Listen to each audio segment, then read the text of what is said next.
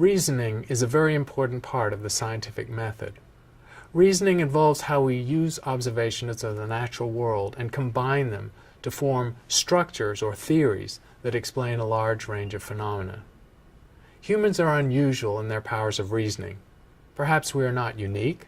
I'm confident there are other sentient animals with fairly high degrees of intelligence, but humans have taken reasoning to an entirely new level. Notice that although science is only a few thousand years old, and civilization only 10,000 years old, humans have had the power of reasoning for longer than that. The last detectable anatomical changes in humans, or in their brain chemistry, date back about 40,000 years, when we were hunter-gatherers and nomads in Africa, even before we ventured into the other continents. A human alive then has exactly the same capability that we do now, and yet they lived in a primitive and simple world with no tools of technology or tools of science. What did they imagine about the world using the same brain they had then that we have now? The formal ideas of reasoning started with the Greek philosophers, and Aristotle, the profoundly influential philosopher who affected physics, astronomy, mathematics, and many other fields. Aristotle developed the rules of deductive logic that still hold today. They were further codified by Bertrand Russell in the 20th century. Aristotle's rules of deductive logic are how we define science as it combines statements of the natural world to draw conclusions and inferences. We can look at examples where deductive reasoning fails, and it's important to look at these examples and see if you can see why they fail. Sometimes deductive reasoning fails dramatically and in an obvious way, and sometimes the failure is a little subtle. Often when we miss the failure of logic, it's because we don't question the premises. Logic combines statements of the natural world, or observations, or theories, to draw a conclusion. But if those premises or assumptions are faulty or not justified by data or observation, then the combination in logic fails. Logic is just a tool. It can't define the veracity of the statements that go into it. There are two fundamentally different kinds of logic that apply in science, in any field of science: deductive and inductive logic. Deduction is the theory put together by Aristotle and burnished over the centuries since then. An example of deductive logic involves arithmetic. The statement 2 + 2 = 4 is completely and self-consistently true. It doesn't matter on your opinion, your point of view, whether there's a Y in the month, it's always true. And in that way, deductive logic always produces reliable conclusions, if the premises are valid. A simple example in astronomy would be, this observation, say, demonstrates that the Earth is larger than the Moon. A second observation demonstrates that the Sun is larger than the Earth. We can deductively combine these two statements to say that the Sun is larger than the Moon.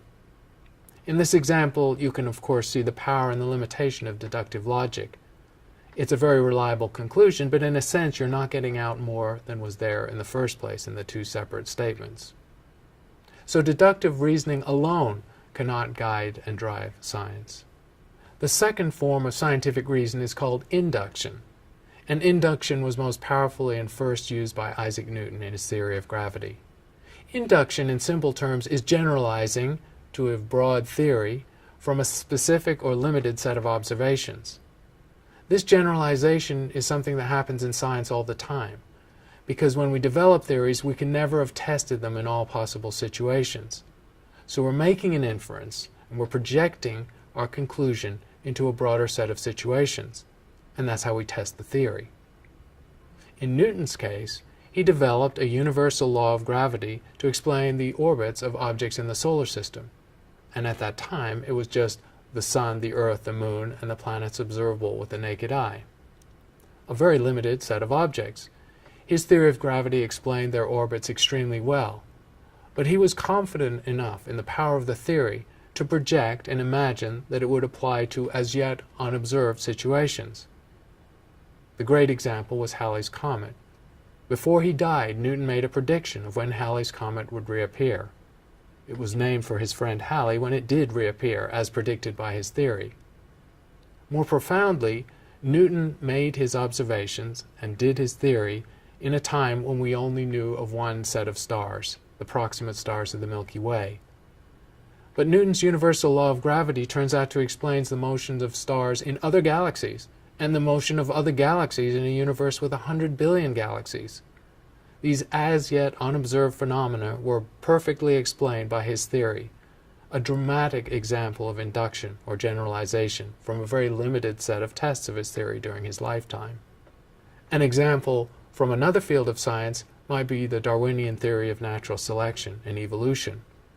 Darwin, of course, only was able to make a limited set of observations over a few decades of life forms and how they evolved in response to natural selection in the environment.